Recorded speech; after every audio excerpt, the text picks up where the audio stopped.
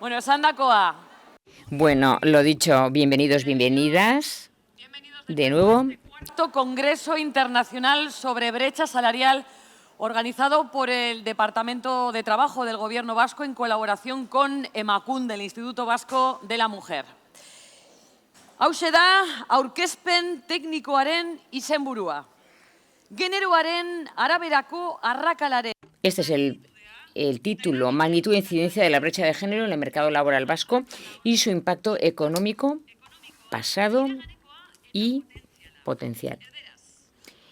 En castellano. Incidencia de la brecha de género en el mercado laboral vasco y su impacto económico, pasado y potencial. Especial atención a lo de impacto porque la reducción de la brecha implica mejora de la economía. A pesar de lo que los negacionistas puedan decir, antes hablaba de ello el viceconsejero, porque aquí también hay negacionismo, no solo en el cambio climático, en la violencia machista. ¿Se acuerdan de aquello también de los agoreros que decían que subiendo el salario mínimo interprofesional iba a haber más paro? Pues a mí me recuerda también a eso. Dakizuenez, justu kontrakoa gertatu zen. Como saben, sucedió justo lo contrario. Me corregirán los expertos, las economías más fuertes son las más igualitarias. Tiene su lógica. Si se maximiza el potencial de toda la población y no solo el de la mitad, es de esperar que los resultados sean mejores. Iñaki Ruiz Manzano, que Eusko Jaurlaritza... Iñaki Ruiz Manzano, viceconsejero de Economía del Gobierno Vasco, presentará la siguiente ponente.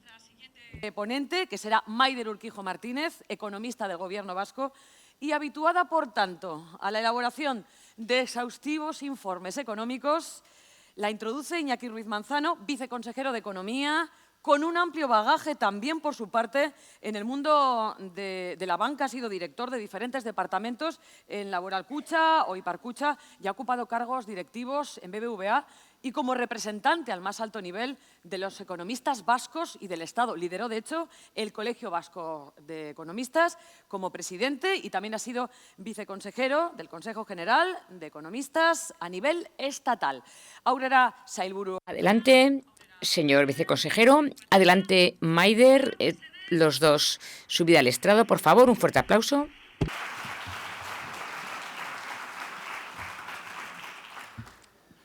Bueno, eskerrik asko gaurko kongresua. Bueno, muchas gracias por ofrecernos la posibilidad de presentar esta presentación en este congreso. Buenos días a todos y a todas. Pues el agradecimiento a los economistas, al equipo de economistas de nuestro departamento que ha realizado este estudio, a Maider Urquijo, que está aquí hoy con nosotros, a Íñigo Saizábal, Íñigo Galilea y Nacho Jaca, que también están por aquí. Como bien saben, bueno, la brecha de género ha sido objeto de numerosos análisis y estudios y debates justo antes del café, ¿no? Hemos tenido una ponencia muy interesante en la que Isabel hacía un recorrido histórico sobre el trabajo femenino y la brecha salarial, que, bueno, pues por lo menos a mí me ha dado mucho que pensar. Y seguro que a lo largo de este congreso pues escucharemos reflexiones muy valiosas sobre sus dimensiones sociales, culturales y el impacto que tiene, ¿no? Pero este estudio no se centra en esos aspectos ya ampliamente tratados, sino que lo que entendemos es que queremos aportar un valor diferencial, una mirada económica. Y una mirada económica porque, bueno, pues para aquellas personas que igual todavía no lo crean, pues simplemente si pensamos de forma egoísta, bueno, con este estudio se demuestra que el reducir la brecha de género tiene un impacto en la sociedad. El estudio pone en relieve varias claves que explicará Maider más adelante y que, bueno, permitirme dar unas pequeñas pinceladas. Uno de ellos es que la brecha salarial es una consecuencia de la participación desigual de las mujeres en el empleo remunerado, trabajan menos horas, perciben menos retribuciones y progresan menos en su carrera profesional. Otro, que no es una cuestión únicamente de igualdad de derechos y oportunidades, sino que es un problema de eficiencia económica pura y dura, porque implica un uso incompleto de la capacidad productiva, de las capacidades y los talentos disponibles que tenemos y tiene un impacto directo en la productividad y en el crecimiento de nuestra sociedad. Antes alguien por aquí me ha dicho que soy el chico de los datos Me ha gustado sobre todo por lo de chico, los datos, bueno. Pero los datos muestran que, además, que la participación laboral de las mujeres ha contribuido de una forma decisiva y clara al crecimiento del PIB per cápita de Euskadi en las últimas décadas. Es decir, reducir la brecha de participación no solo es un imperativo ético y social, sino que también es una condición necesaria para que nuestra sociedad crezca y tengamos un buen modelo de bienestar. Este estudio también destaca algo también muy importante, porque cuantifica el impacto potencial del cierre de la brecha de género en las próximas décadas y estima cuánto podríamos ganar en términos de crecimiento económico si logramos llegar a una igualdad plena en el mercado laboral. No voy a entrar, como decía, en detalles técnicos, porque para eso está Maider, que es una de las coautoras del estudio, que nos presentará el principal informe, pero sí quiero finalizar subrayando que este estudio constituye una base sólida para reforzar nuestras políticas públicas, para recordar que la igualdad entre mujeres y hombres no es solo un principio de justicia, que lo es, sino también es un motor imprescindible de prosperidad compartida. Orain, Maider Urquijori. Ahora voy a dar la palabra a Maider Urquijo, que nos explicará con mayor detalle las conclusiones principales de este estudio. Maider, tienes la palabra. Bueno, eskerrik asko Iñaki. Gracias, Iñaki. Buenos días a todos y a todas. Y muchas gracias también a mis colegas. Gracias por vuestra ayuda. Nuestro estudio, como muchos ya sabéis, dentro de las funciones de la Dirección de Economía está la de realizar estudios sobre la economía vasca que puedan servir de apoyo en el diseño de la política económica. La idea de realizar este estudio en concreto surge de un trabajo del año pasado de la OCDE en el que cuantificaban, en el que se estimaba la incidencia sobre el PIB per cápita de la desigual participación de hombres y mujeres en los mercados laborales de las economías avanzadas. En concreto, ellos estimaban el impacto de la convergencia que se ha dado en las últimas décadas y estimaban el impacto sobre el PIB per cápita que podría llegar a lograr una convergencia plena en la participación en el año 2060. Nosotros analizamos la metodología que habían utilizado y vimos que podíamos replicarla con los modelos de la Dirección de Economía para el caso de Euskadi.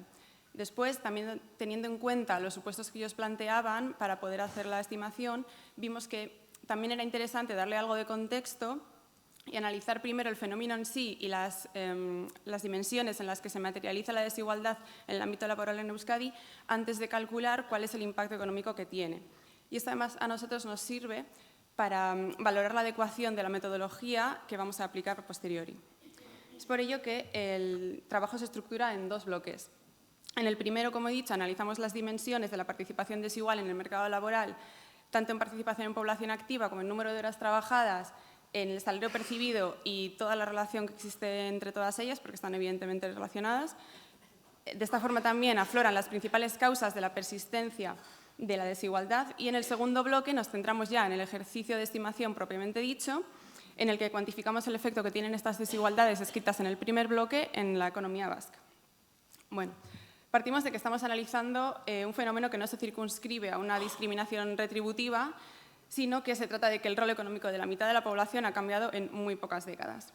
La desigualdad en el mercado de trabajo, además, como ha introducido Iñaki, deviene en significativos condicionantes económicos que son especialmente relevantes en el contexto europeo actual en el que estamos viviendo y no se van a sino seguir acelerando las fuertes disminuciones de fuerza laboral y productividad.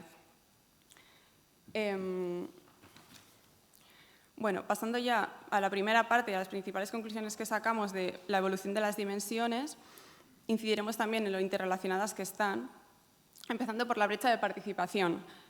Como sabéis, se ha reducido sustancialmente en las últimas décadas, esto es, la tasa de actividad de las mujeres ha crecido sustancialmente, estas son las que están empleadas o en búsqueda activa de empleo, y las principales causas que han impulsado este aumento de la actividad han sido el aumento del nivel de formación y, durante los años de la gran recesión, el efecto del trabajador añadido, que consistió en que en aquellos hogares en los que el hombre perdió el empleo, la mujer se incorporó al mercado laboral para compensar los ingresos familiares, cosa que, al revés, pues, es más difícil que pase porque el hombre ya está incorporado al mercado laboral.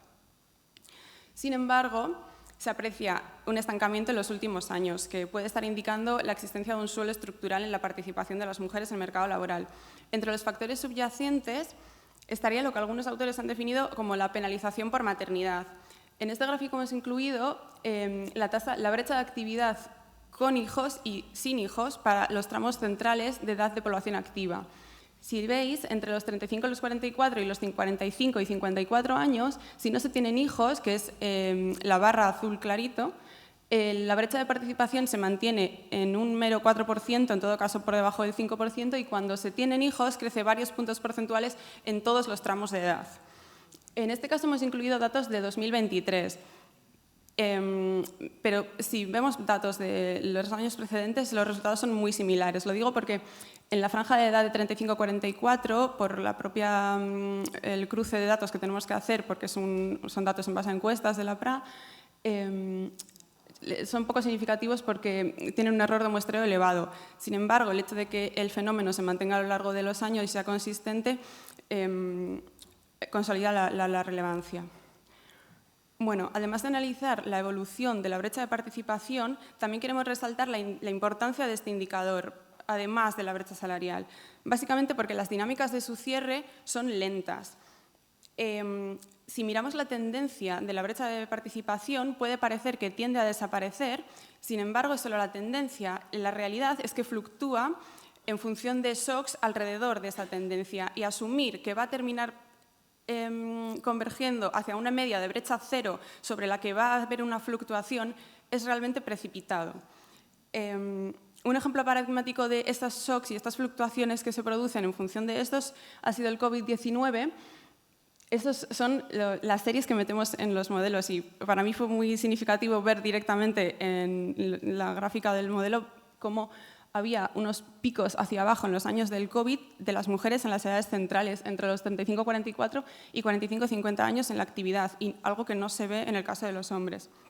Esto se debe a que el shock propicia que muchos de los cuidadores principales salgan temporalmente del mercado laboral, ya sea porque voluntariamente se salen, voluntariamente entre comillas, o porque si pierden el empleo no lo buscan activamente durante un tiempo porque tienen demasiada carga en el hogar y por lo tanto pasan a ser inactivos en vez de parados. Estas salidas puntuales, que pueden parecer poco significativas porque se recuperan rápidamente en los años posteriores o los trimestres posteriores, en realidad tienen muchas implicaciones, sobre todo en las condiciones en las que se vuelve al empleo una vez se ha salido y se ha estado inactivo una temporada, tanto en que se percibe menos salario, se trabajan menos horas y se empiezan a preferir trabajos con más flexibilidad. Y eso también tiene implicaciones en cuanto a los salarios. Esto quiere decir que las mujeres, la tasa de actividad de las mujeres se mantiene una especie de penalización en la participación en su caso, que se mantiene latente mientras no haya eventos sobrevenidos, pero cuando estos se producen se vuelve ya efectiva. Entonces, la tasa de actividad puede haber convergido, pero digamos que la de las mujeres es más frágil porque tiene una propensión mayor a salirse del mercado laboral. Bien, pasando ya a analizar la brecha salarial y su descomposición, antes que nada atajamos el tema de si es más significativo utilizar el salario hora o la ganancia anual para el análisis. Se suele utilizar el salario hora a nivel estadístico porque abstrae el efecto que pueden tener el número de horas trabajadas sobre la dimensión. Sin embargo, esto puede tener sentido si lo miramos desde un punto de vista de discriminación retributiva per se. Sin embargo, precisamente el menor número de horas trabajadas en muchas ocasiones no es voluntario o está muy condicionado. Y además, consideramos que el salario anual en todo caso refleja mejor el poder adquisitivo y la independencia económica de las personas, porque al final es lo que efectivamente se percibe, lo que a fin de cuentas se tiene para realizar gasto. Bueno, como ya hemos comentado antes y los ponentes que me han precedido han comentado, la reducción ha sido significativa. Desde 2008 se ha bajado de un 23% a un 12,8%. Sin embargo, sí que se aprecia un peso creciente del menor número de horas trabajadas, como hemos comentado, en el conjunto de la discriminación, de la desigualdad retributiva, mejor dicho. En el caso de 2023, ya un 72% de la desigualdad en la ganancia anual se debió a que se han trabajado menos horas, en concreto 152 horas menos al año que los hombres. Detrás del menor tiempo dedicado por las mujeres al trabajo remunerado estaría la sobrerepresentación en el empleo a tiempo parcial. Y es que en 2023 el 26,5% de las mujeres ocupadas lo hacía con un contrato a jornada parcial, mientras que se quedaba solo en un 8% en el caso de los hombres ocupados. De estas, de las mujeres que trabajan a tiempo parcial, la mitad aduce que lo hace de forma involuntaria y una quinta parte que es por cuidado de familiares. En relación con la parcialidad, además, también es muy significativa la cifra de que el 87% de las excedencias por cuidados de menores corresponden a mujeres. Y además, esta parcialidad, aunque sea temporal, digamos, lo mismo que pasaba con los periodos de inactividad que he comentado previamente, inciden en una menor retribución a largo plazo una vez se vuelve, aunque se vuelva a trabajar a jornada completa. Estos resultados sobre la parcialidad, especialmente incidente en las edades centrales, están en línea con unos cálculos que han realizado varios economistas, sobre todo Kleven, un economista danés, que en 2018 aplicó a varios países de la Unión Europea una descomposición dinámica para calcular cuál es el efecto, abstrayéndolo de cualquier otra variable condicionante, el efecto de tener un hijo sobre el salario percibido. Y el Banco de España aplicó esta misma metodología para el caso del Estado y en el caso de España, no lo he incluido en la diapositiva, pero os lo cuento ya, que al año de nacer el primer hijo se cobra un 11% menos y a largo plazo un 28%. Y además hay que tener en cuenta que la parcialidad está en todo caso, tanto en hombres y mujeres, asociada a una menor retribución salario-hora en general y que es especialmente donde se nota la brecha salarial. Por tanto, las mujeres cobran menos porque cobran menos en las jornadas parciales que los hombres en jornadas parciales y por efecto composición porque hay más mujeres trabajando en esas jornadas parciales que hombres. Ya una última desagregación que queríamos comentar sobre la brecha salarial es la por percentiles de renta porque es muy significativa. A mayor nivel retributivo anual, menor desigualdad de brecha salarial. Y es que en el percentil 10, el 10% de la gente que menos salario percibe se reduce, o sea, ronda el 30%, y en el percentil 90 cae sustancialmente hasta un 5,5%. También la evolución por percentil de renta ha sido dispar desde el año 2008. En los salarios más altos se ha dado a un ritmo relativamente constante, mientras que en los bajos se ha mantenido, incluso con puntuales picos al alza, hasta hace relativamente poco. En el estudio que se ha publicado esta mañana también hay otra serie de desagregaciones en función a la estadística oficial disponible. Por si alguien tiene interés, tenemos ahí también las desagregaciones adicionales. Sin embargo, estas son las que nos han parecido más significativas y de las que se infiere, por un lado, el estancamiento y la mayor fragilidad de la tasa de actividad de las mujeres y, por otro lado, la importancia de la parcialidad en la brecha salarial. Bueno, con todo esto en mente y este marco, pasamos a la segunda parte en la que estimamos el impacto sobre el PIB per cápita de todas estas diferencias. Bueno, en el estudio hacemos un repaso de cómo han encarado otros economistas esta tarea. Algunos lo han hecho abstrayendo el efecto del aumento de la actividad en el empleo o la productividad y otros han hecho cálculos sobre la elasticidad de sustitución del empleo femenino cuando aumenta su productividad. Nosotros, como he comentado antes, hemos aplicado la metodología descrita en un trabajo de la OCDE de 2024 y hemos hecho los dos ejercicios que he comentado al principio. En el primero, aquí describimos la metodología, calculamos el incremento de la participación de la mujer en el mercado laboral entre los años 2000 y 2022. Esto se hace con lo que se llama contabilidad del crecimiento, que a grandes rasgos consiste en que, partiendo de una función de producción clásica Cobb-Douglas, los economistas la conoceréis, el crecimiento anual del PIB per cápita se puede descomponer en componentes interpretables como las variaciones de productividad, población en edad de trabajar, empleo y número de horas trabajadas. Los resultados son los siguientes. Por año y en la última barra se ve la media de todos los años. El punto blanco es el crecimiento del PIB per cápita anualmente.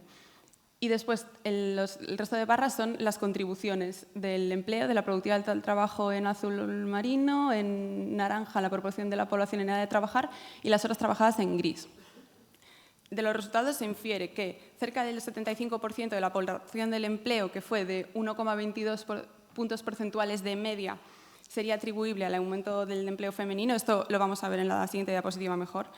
Y esto habría compensado el nivel en el que el envejecimiento de la población ha impactado sobre el crecimiento del PIB per cápita, que ha sido de casi medio punto al año.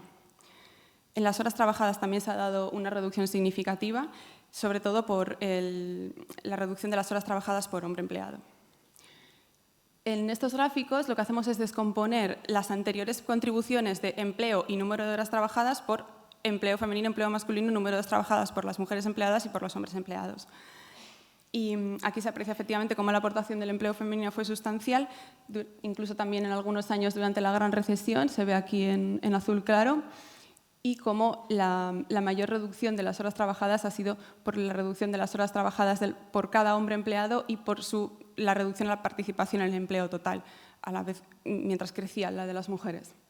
Que han visto en este caso las horas trabajadas por las mujeres empleadas han aumentado por el hecho de que las mujeres tienen una participación en el empleo mayor, a pesar de que en el caso de ellas también se han reducido el número de horas trabajadas por persona empleada. Esto ha sido lo que ha habido hasta ahora. ¿Qué impacto potencial podría tener un cierre total de la brecha de participación en el año 2060? Que parece lejano, pero como hemos comentado antes, la tendencia no va a llegar a cero sola. En el segundo ejercicio, por lo tanto, hemos proyectado un escenario base de población activa, asumiendo ratios de entrada y salida de la población activa constantes, es decir, que no mantenemos la tasa de actividad de los últimos años, sino que mantenemos las tendencias vistas en los últimos años para que el escenario se proyecte en tendencia, no se mantenga. Y así, después lo que hacemos es sacar otros 3 escenarios en los que convergen en el primero la tasa de actividad, en el segundo el número de horas trabajadas y en el último tanto la tasa de actividad como el número de horas trabajadas.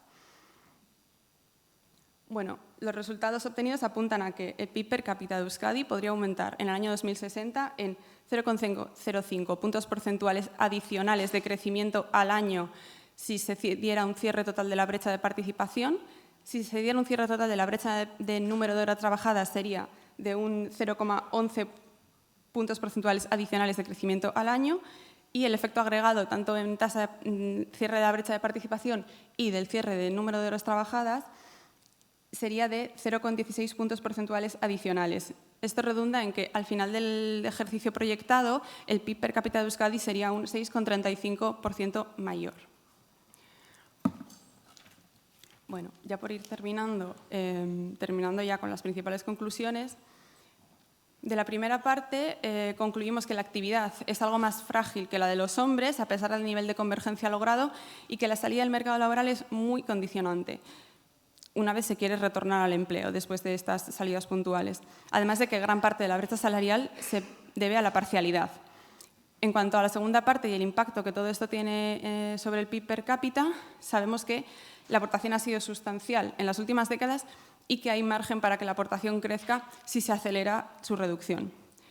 Sin embargo, y como apuntaba en la introducción, será difícil, tanto en el caso de Euskadi como en el resto de economías avanzadas, que el aumento de la participación de la mujer en el mercado laboral revierta por sí sola las fuertes disminuciones de productividad y de fuerza laboral derivadas sobre todo del envejecimiento de la población que se esperan para las próximas décadas.